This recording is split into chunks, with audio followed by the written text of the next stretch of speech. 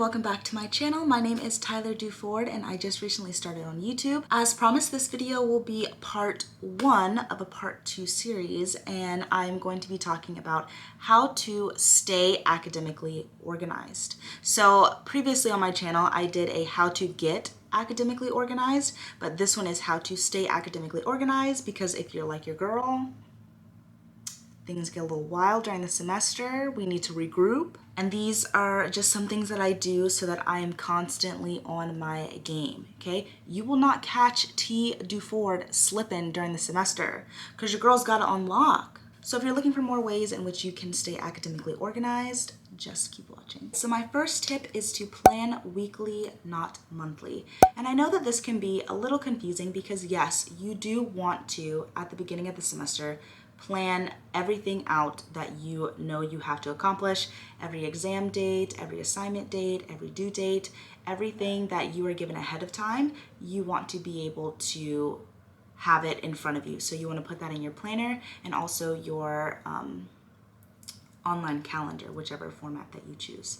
But in order to minimize the amount of stress, to be able to plan as efficiently as possible, I highly suggest that you plan weekly. My planning day is Sunday, and I suggest everybody pick a planning day. Whatever day you want to pick, you sit down, grab a favorite snack, and you just plan the entire week. First, you really want to just task dump. You want to just write down everything it is that you know you need to absolutely get done in the week. Once you've kind of planned out everything that you need to get done that week, plan out next what it is you would like to get done. This kind of gives you some priority, so in case you run out of time, you don't feel unaccomplished because you've already done the things that you absolutely have to get done that week. So once you've kind of done that, then it's time to put that plan into action.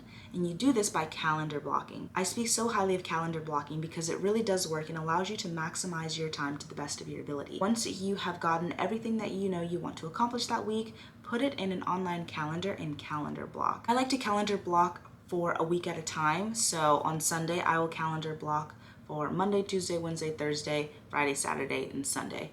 So I already know going into my week what it is I'm going to be doing, what meetings I have, what exams I have, what assignments are due. I already know. So when I wake up Monday morning, I'm not completely lost on what's happening this week, what's going on. I don't have to waste time because I already know. And I just want to say that you're not always going to accomplish everything on your planner or your to-do list.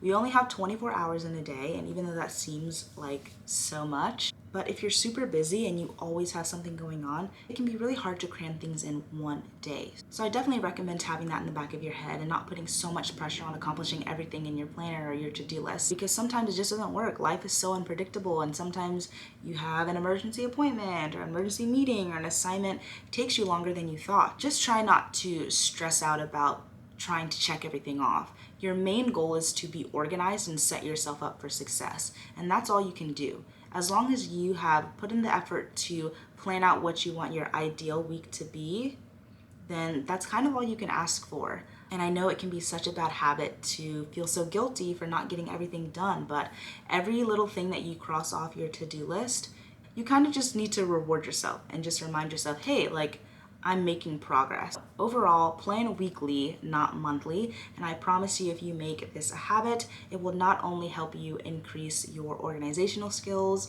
academically, but just in life overall.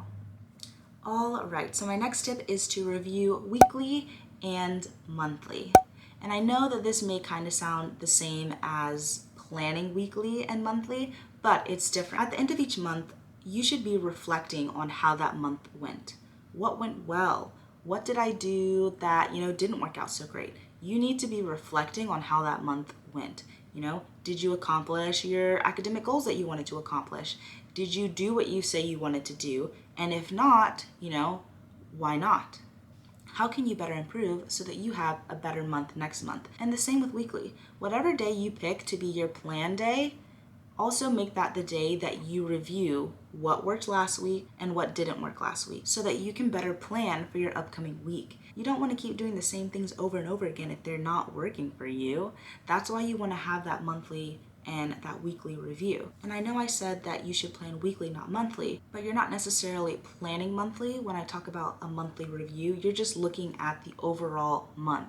How did you feel that you did? I would suggest doing this maybe like the first of every month, or the first whatever your planning day is of that month. I would suggest that you ask yourself, what do you want to see that you didn't see in the next month, and just kind of assess your progress. I think that it's so important to self-reflect and to constantly be looking at ways that you can improve, because if you're not looking for self-improvement, if you are just kind of doing the same things over and over again and they're not working for you, then you're not going to find that self-growth. And without self-growth, you're not going to be able to be the successful person that you want to be. You need to be having a weekly review and also a monthly review. Making this a habit will allow you to be able to also just see your progress. Being able to track your progress really allows you to kind of be proud of yourself. Tracking your own progress just allows you to see your own self-growth. Planning weekly and monthly is a really good habit to have, and if you don't actively look for ways in which you can change and grow, then you'll remain unchanged. And if you remain unchanged, then you're not able to grow and be the successful person that you want to be. Definitely make this one of your top priorities. My third tip is to use the day before it's due system.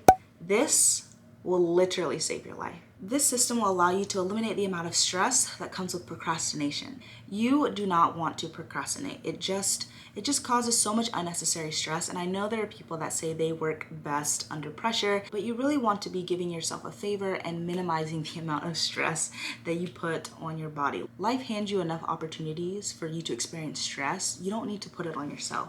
So the best way that you should do this system, you should still have all of the correct due dates in your planner and in your online calendar.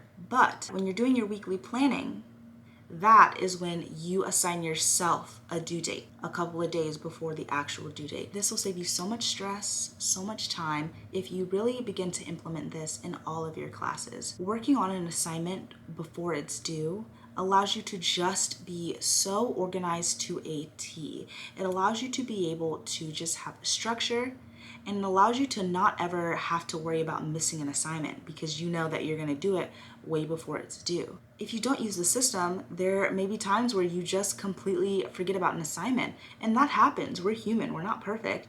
Being a dental student, there are so many classes, so many assignments, and different teachers have different ways in which they like things submitted or things like that. And so when I know that I have a due date for myself, I'm not worried about ever missing an assignment because my due date is before the actual due date. This also helps when sometimes, if you submit it early and you're confident, but then you talk to other classmates and you realize like, oh wait, I actually didn't include that, or I forgot that I needed to add this. You have time to fix it and to make it better. So it's just a win-win solution for everyone. Use the day before it's due system, and I promise you, you will not regret it. It will change your life. You will be on top of your game.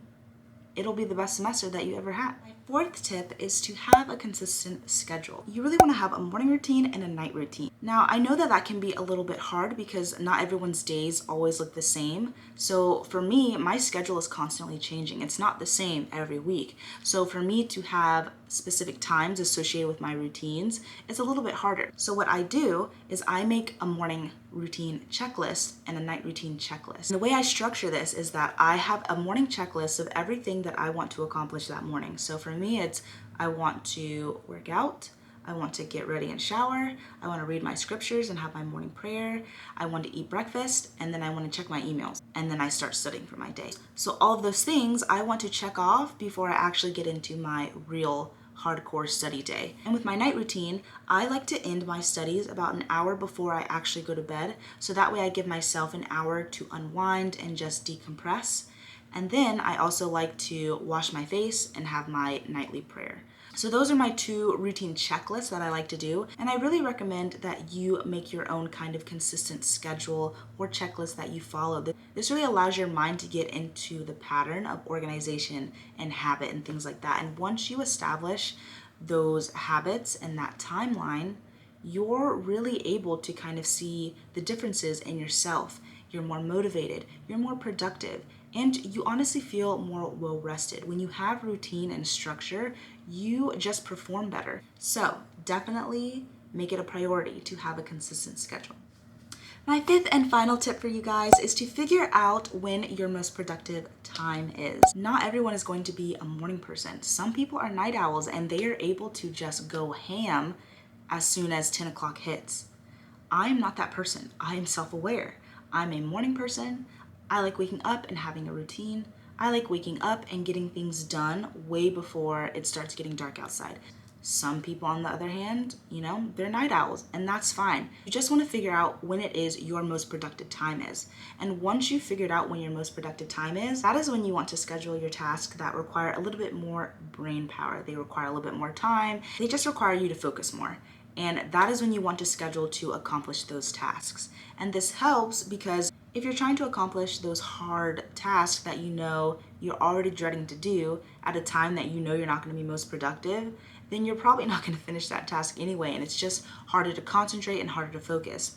Whereas if you are in your most productive time zone and you have to do that big tasks, you're already more productive because that's your time that you just thrive. That is your thriving time. When you're doing tasks in your most productive time, then you are going to be able to optimize your level of productivity. And this also just allows you to be better organized because you will be able to accomplish more within your day because you're making a day that is structured towards you as an individual when you are able to work and perform at your optimum level.